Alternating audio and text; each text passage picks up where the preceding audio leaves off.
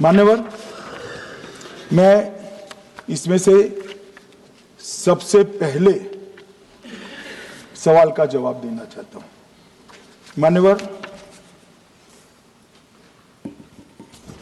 मुझे पूरा सुनकर जरा आप आपत्ति लीजिएगा, क्योंकि मैं बताऊंगा तो पास से ही, मगर वर्तमान का भी जवाब दूंगा।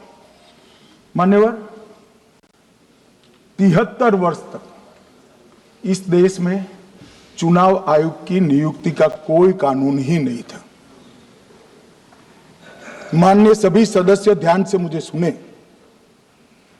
73 साल तक इस देश में चुनाव आयोग की नियुक्ति का कोई कानून नहीं था। नियुक्ति प्रधानमंत्री सीधी कर देते थे।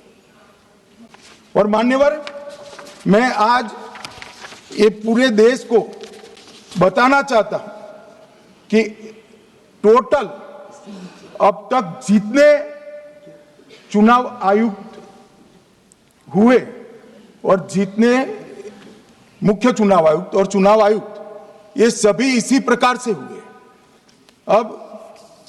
अब 2003 के कानून पर मैं बाद में आता हूं। 1950 से 1989 चुनाव आयोग एक सदस्यीय था। प्रावधान क्या था? कोई कानून नहीं था। प्रधानमंत्री जी फाइल भेजते थे राष्ट्रपति जी को और राष्ट्रपति जी नोटिफिकेशन बाहर नहीं करते। तो भाई उस वक्त बरोबर चुनाव था, सबसे अच्छा था। नहीं, मैं ये नहीं पूछता नियुक्ति की प्रक्रिया।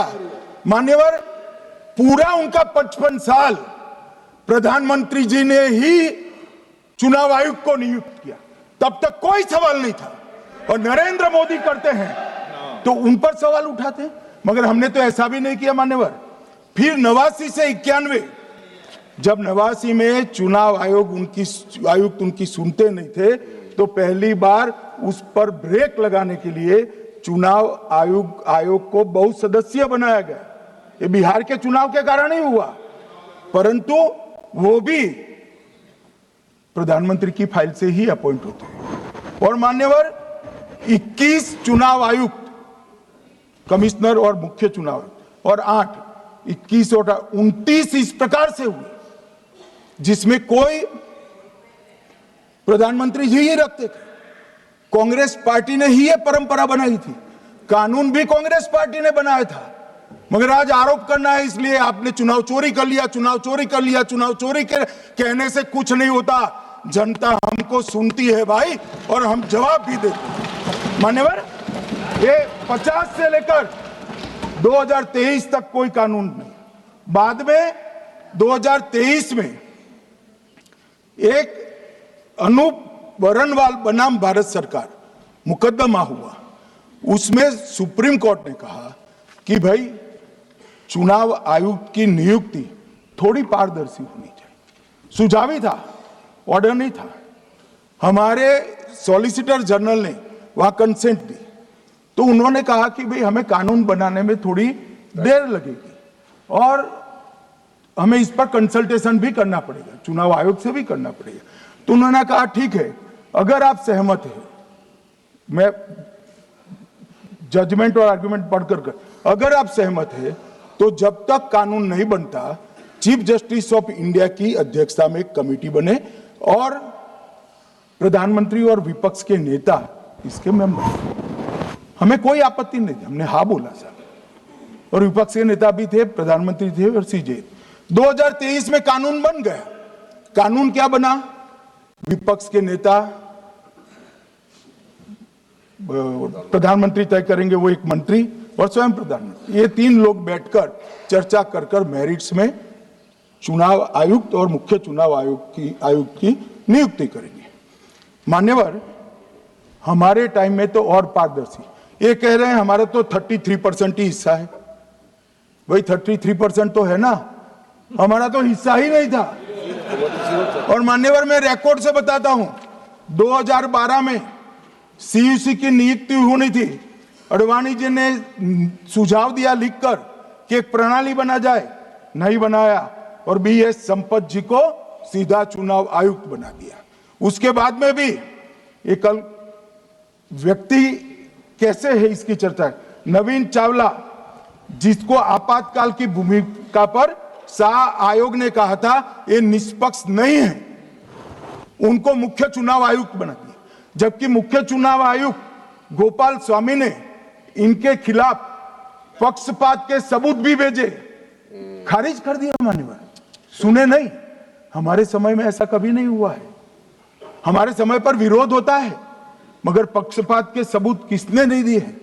और भाई जहां तक 66% और 33% का सवाल है, आप कह रहे हो कि वहां 2 लोग होते हैं और आप एक होते हैं, ये तो हम तय नहीं करते हैं। 140 करोड़ की जनता तय करती है कौन 66 होगा और कौन 33। यहां कौन बैठेगा वो तो 140 करोड़ लोग तय करते हैं, वो आपके लिए तय करोगे तो आप 66 हो जाओगे, मगर आप तो 100 रख कर गए थे, हमने उसको 33 दे दिया। मान्यवर ये क्या सवाल उठाते, और वो समझते हैं कि मैं बोलता हूं तो बस ये ब्रह्म वाक्य होगा। ऐसे नहीं होता है मान्यवर, हर चीज के तर्क होते हैं। इनका जो भाषण तैयार करते हैं वो भी ठीक से नहीं करते, रिसर्च नहीं करते। मान्यवर इन्होंने सीसीटीवी फुटेज 45 दिन में इलेक्शन कमीशन ने नष्ट करने का निर्णय किया, इस पर आपत्ति उठाई। मान्यवर जन प्रतिनिधित्व अधिनियम 1951 की धारा 81 में एक प्रावधान है। प्रावधान क्या है? उम्मीदवार चुने जाने के बाद 45 दिन में चुनाव याचिका दायर कर सकते हैं। 45 दिन के बाद इसको कोई चुनौती नहीं दे सकता। ये नियम 1991 में बना, तब उस वक्त सीसीटीवी फुटेज नहीं था। सीसीटीवी फुटेज बाद में चुनाव आयोग ने एक सर्कुलर से रूल्स में बदलाव कर ऐड किया। अब किया क्या है चुनाव आयोग ने? सीसीटीवी फुटेज का जो रिकॉर्ड है उसको जन प्रतिनिधित्व अधिनियम की 1951 की धारा 81 के साथ संरक्षित किया है, मतलब अलाइन किया है कि 45 दिन के बाद कोई डिस्प्यूट की प्रोविजन ही नहीं है एक्ट में, तो 45 दिन के बाद ये सीसीटीवी फुटेज क्यों रखना चाहिए? अब इतनी सादी समझ नहीं है सब, मैं क्या कर सकता हूं? सब समझ के कोई इंजेक्शन नहीं होते जो भड़ाम से दे दिया। मान्यवर ये धारा 81 1951 से है, मगर पहले पर्चियों से होते थे तो पर्ची के लिए थी। अब सीसीटीवी फुटेज का कैमरा आ गया तो सीसीटीवी फुटेज ऐड कर दिया। मान्यवर उन्होंने कहा, और इस वक्त जब सीसीटीवी फुटेज जब प्रक्रिया में ऐड किया, तब स्पष्ट चुनाव आयोग ने कहा था कि सीसीटीवी रिकॉर्डिंग संवैधानिक दस्तावेज नहीं है, ये आंतरिक प्रबंधन है।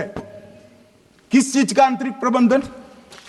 कि चुनाव सीज होने के बाद कोई पुनः मतदान की अर्जी करता है कि भाई ये मतदान मथक में चुनाव ठीक नहीं हुआ, तो चुनाव आयोग जो निर्णय करता है वो सीसीटीवी फुटेज के आधार पर करता है।